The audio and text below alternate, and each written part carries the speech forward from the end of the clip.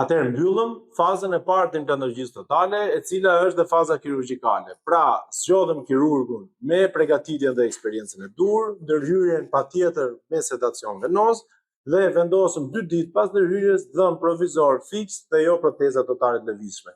Tani kanë kaluar 4 muaj dhe është koha që ju të ktheheni për të vendosur dhëmbën definitiv.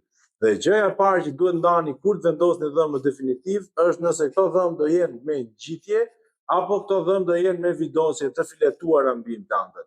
Protezat me ngjitje kanë vetëm një gjë të mirë dhe çdo gjë tjetër pastaj e kanë të keqe. Gjëja e mirë që kanë është që janë proteza që ulen më pasivisht mbi implante. Pra, edhe nëse ka një gabim të vogël të masës apo një gabim të vogël të laboratorit, këto gabime i lehtëson cementin, sepse kur ulet, ura fërkon pak diku, lë pak hapësirë në një vend tjetër, por janë gjëra që mbushen nga ky ngjitje dhe nuk shkakton tension tek implantet.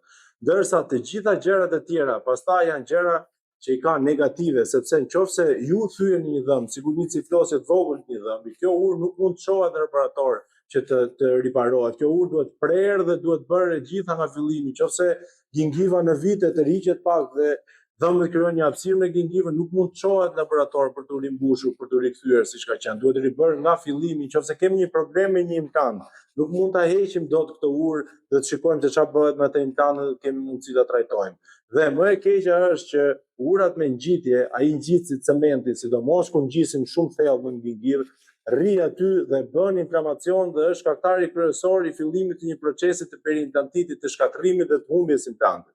Ndërsa nga ana tjetër, dhëmbët me vidosje kanë një mundësi të artë të cilat të lejojnë që të zbërthehen dhe të çohen në laborator sa herë tjetër nevojshme. Pra, nëse ju thyeni një dhëmbë, krisni një dhëmbë, kjo protezë mund të zbërthehet, të dërgohet në laborator dhe të riparohet ai dhëmbë pa pas nevojë për të bërë një tjetër. Nëse gingiva krijon një hapësirë, mund të rikthehet, mund të ribazohet dhe vendoset përsëri në gojë një ditë direkt, pra janë punë që laboratori i bën në mënyrë shumë të shpejtë. Ju nuk keni nevojë për të bërë protezë tjetër nga fillimi. Nëse keni një problem me implant, mund ta hiqni këtë protezë, trajtohet implanti, vendoset prapë kjo protezë. Dhe mbi të gjitha nuk ka cement që të inflamojë gingivat dhe të krijojë procese inflamatore aty.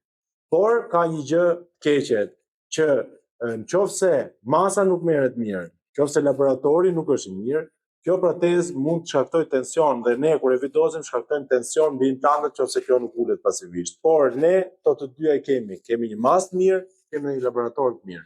Kështu që nuk kemi pse të shkojmë tek ajo me ngjitje, të përdorim vetëm proteza definitive me vidosje. Pika tjetër.